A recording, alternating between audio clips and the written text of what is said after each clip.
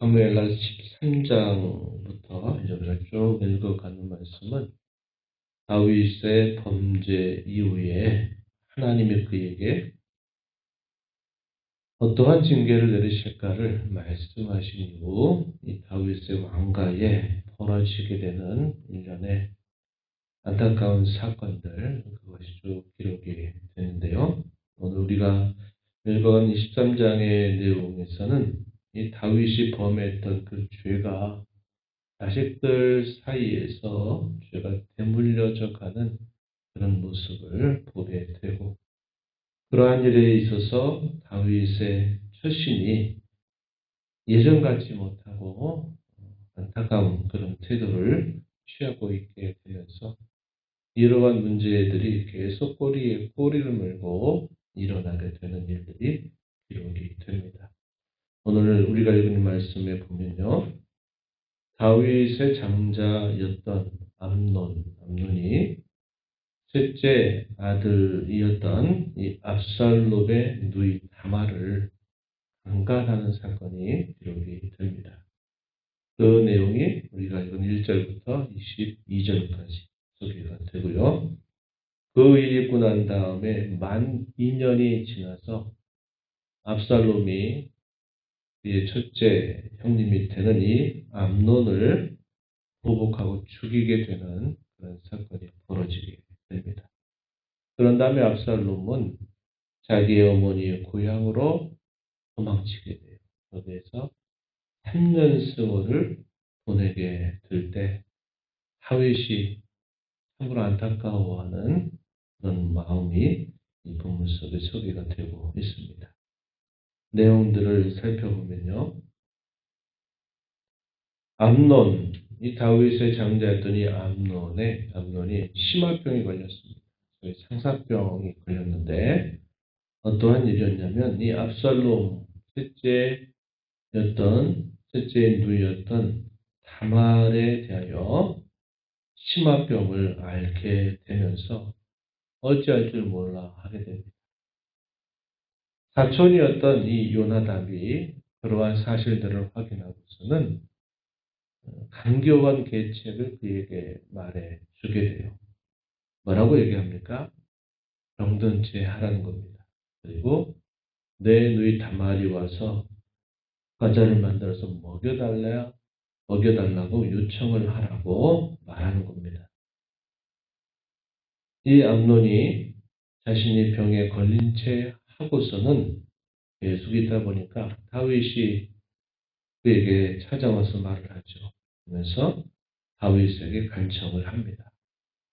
요나답이 그에게 일러준 것처럼 자기에게 동생 다말이 와서 음식을 좀 차려다게 해달라, 이렇게 부탁을 하게 돼요. 다윗은 별스럽지 않게 그러한 부탁을 듣고서는 사람을 보내서 다말에게 그러한 요구를 그대로 좀 들어주라 이야기를 하죠. 7절 말씀 보시면 다윗이 사람을 그의 집으로 보내 다말에게 이르되 이제 내 오라버니 암논의 집으로 가서 그를 위하여 음식을 차리라, 이런 부탁을 한 겁니다.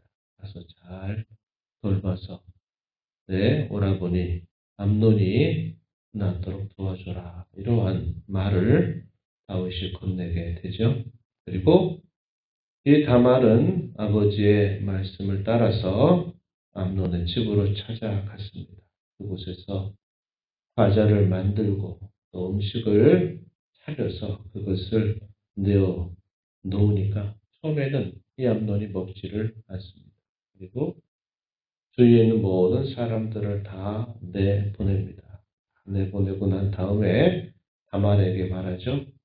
내 침실로 음식을 가져오면 내가 너에게서 받아서 그 음식을 먹겠다, 이렇게 이야기를 합니다. 그리고 침실로 만든 그 음식을 가지고 들어갔더니 그때부터 이제 사건이 터지게 된 것이죠. 뭐라고 말합니까? 암논이 동생이 다말을 붙들고서 이렇게 말하죠. 나의 누이야, 와서 나와 동침하자, 이렇게 요구를 합니다. 이게 무슨 뜻인지를 알았던 이 다말은 무슨 말이냐고 절대로 그래서 안 된다 대답을 하죠. 12절에 보니까 아니라 내 오라버니여 나를 욕되게 하지 말라. 이런 일은 이스라엘에서 마땅히 행하지 못할 것이니 이 어리석은 일을 행하지 말라. 단호하게 거절을 하게 됩니다. 근친상간이죠. 하나님께서 율법을 통하여 분명히 금하신 악한 일임을 분명히 말한 것입니다. 그리고 절대로 그렇게 해서는 안 된다라고 단호하게 거절을 하지만 이 암논이 어떻게 합니까?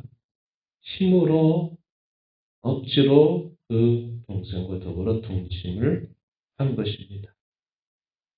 그리고 난 다음에 이 암논의 마음이 돌변하게 됩니다. 어떻게 돌변합니까?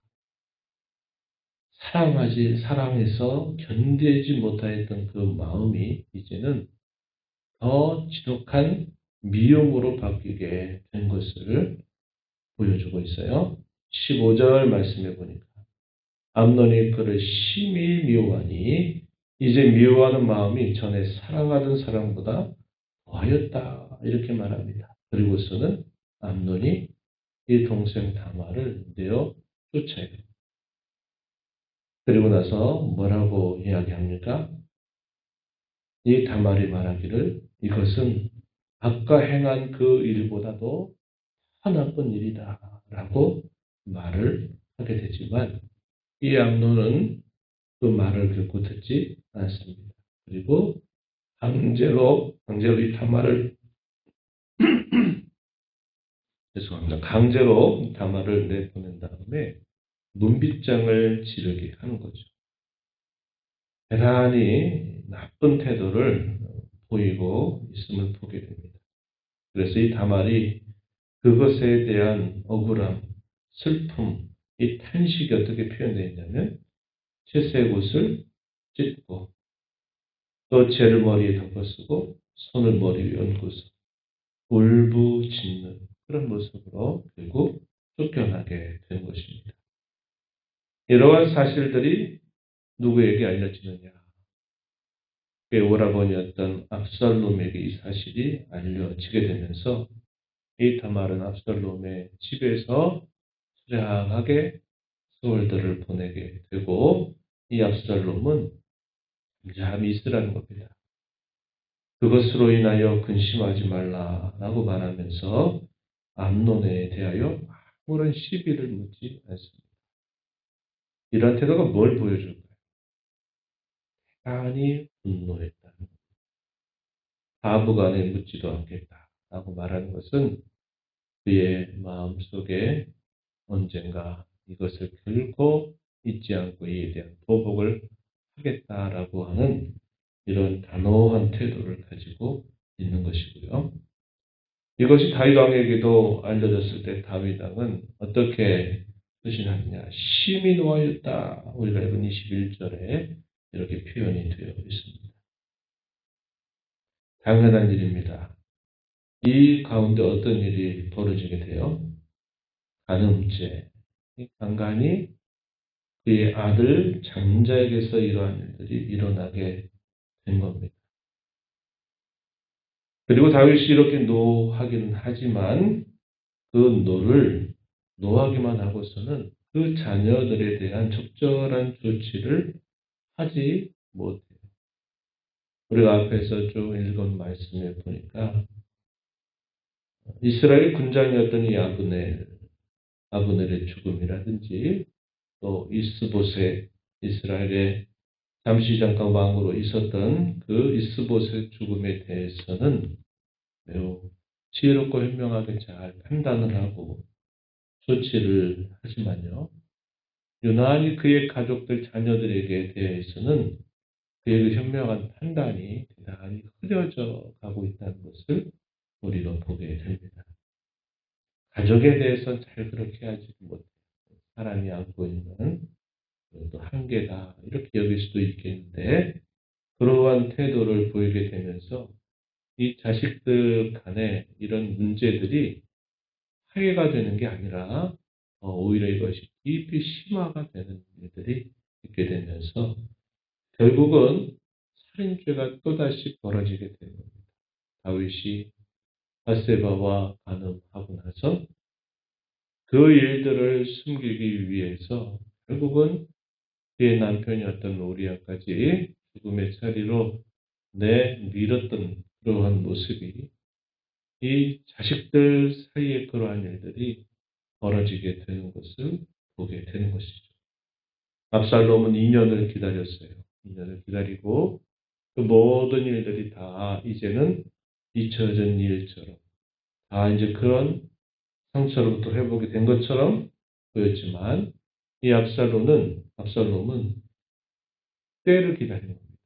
그리고 양털 깎는 날에 아버지와 왕과 그의 신복들을 초청하게 되지만요. 왕은 거절합니다. 그러면서 그 일들이 잘 되면 좋겠다 축복을 하게 되고 그랬더니 압살롬이 어떻게 합니까? 그러면 형인 암논을 초청하겠다라고 말을 하고서는 이 암논을 초청하게 돼요.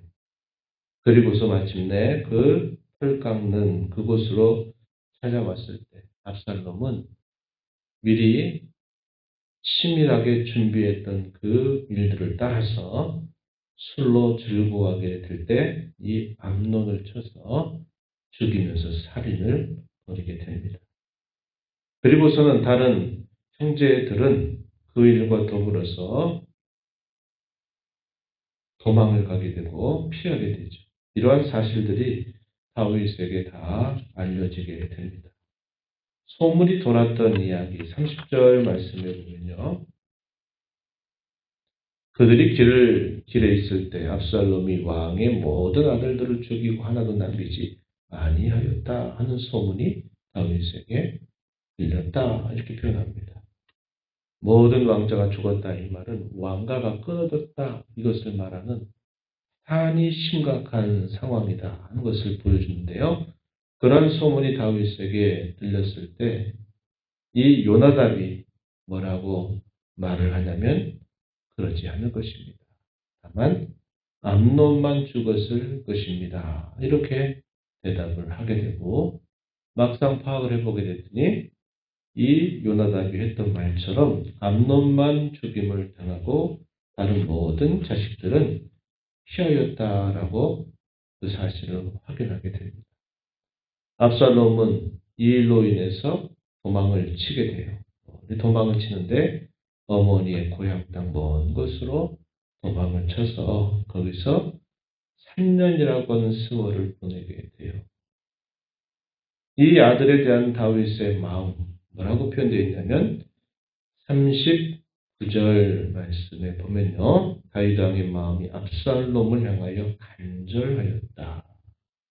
암논이 죽어서 어쩔 수 없지만 이 압살롬이 그런 일을 버리고 떠나 있는 것을 보면서 간절한 마음을 그가 갖게 되었다. 이렇게 표현이 되어 있어요. 2년이라고 하는 세월이 지나고 난 다음에 압살롬이 결국은 살인죄를 범하게 되고 또 그 후로 3년이라고 하는 세월 동안 압살롬은 어머니의 고향 땅에 가 있다고 하는 사실들을 알죠. 그런데 다윗은 이러한 일에 대해서 이렇게 시간이 많이 흘러감에도 불구하고 어떠한 행실을 보이지 않아요. 조치하지 않는다 이 말입니다.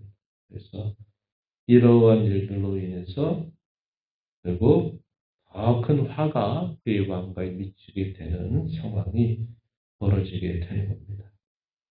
자신과 관계에서는 그리고 다른 사람과 관계에서는 매우 지혜롭고 현명하게 잘 대처하는 다윗이었지만 그러나 자식들에 관하여서는 그런 현명한 대처를 하지 못하고 하나님의 뜻에 따라서 이 자식들의 문제를 잘 정리를 해줘야 되는데 이런 일을 하지 못하게 되면서 더 큰 화가 이 왕가에 미치게 되는 것을 보게 되죠. 우리가 이런 말씀들을 보면서 다윗이 범한 죄에 대하여 하나님이 징계하실 것에 대해서 이 말씀이 그대로 그의 이후의 삶 속에 시연되고 있다는 것을 우리는 보게 되고, 안타까운 것은 자식들의 죄를 다스리도록 이 다윗이 그러한 일들을 잘 감당했더라면 이런 문제가 생기지 않았을 것이다, 이렇게 치는데, 결국은 이러한 일들로 인해서 큰 화를 당하게 된 겁니다. 죄에 대하여 잘못 처신하게 될 때 이러한 일들이 결국은 나타나서 결국 큰 해를 가져다 준다는 것을 우리가 이런 말씀을 통해서 확인하게 됩니다. 단순히 우리의 감정으로 노하고 또 슬퍼하는 것만으로 어떤 문제가 해결되지 않아요. 그런 일들에 대해서 분명한 하나님의 뜻을 묻고서 올바른 행실을 통해서 처신해야만 된다 하는 겁니다. 우리가 이런 말씀들을 마음에 새기면서 죄를 올바르게 잘 다스리고 하는 것이 얼마나 우리에게 중요한 일인가를 교훈 삼아서 남은 생애 동안 이런 죄로 인하여 이 죄가 가져다주는 화를 당하지 않는 복된 삶 살아가는 저와 여러분 되기를 진심으로 바랍니다. 하나님 아버지, 이 새벽 시간에도 저희들을 깨워주셔서 오늘도 저희에게 주시는 이 말씀을 통하여 다윗의 왕가에 어떠한 일이 계속 일어나게 되는가를 저희가 주목하게 됩니다. 한편으로는 하나님께서 다윗에게 말씀하셨던 그 징계가 그의 왕가에 일어나게 되는 일임을 보면서도 또 한편으로는 다윗이 자기의 자녀들에게 일어나는 이런 좋지 못한 범죄에 대하여 올바르게 그런 일들을 정돈하고 처리하지 못하는 일들을 통해서 오히려 죄가 죄를 나아가는 안타까운 모습을 저희가 살펴보게 됩니다. 이와 같이 죄가 사람의 영혼을 사냥하고 사람의 육체도 망가뜨리고 있다는 것을 저희가 살펴보면서 이러한 죄를 올바르게 잘 처리하고 바르게 잘 다스릴 줄 아는 삶이 얼마나 중요함을 배우게 됩니다. 남은 생애 가운데에서 늘 이러한 죄에 대하여 저희들이 단호하고도 올바르게 잘 처리할 줄 아는 삶이 되어서 하나님께 늘 믿음으로 살아가게 하시고 그 죄로 인하여 당할 화를 저희들이 당하지 않는 복된 삶 살게 하여 주옵소서. 너희 보좌 앞에 나와 아버지 은혜를 구하는 모든 심령들의 간구를 귀기로 주시고 응답해 주시기를 바라며 예수님 이름으로 기도하옵나이다. 아멘.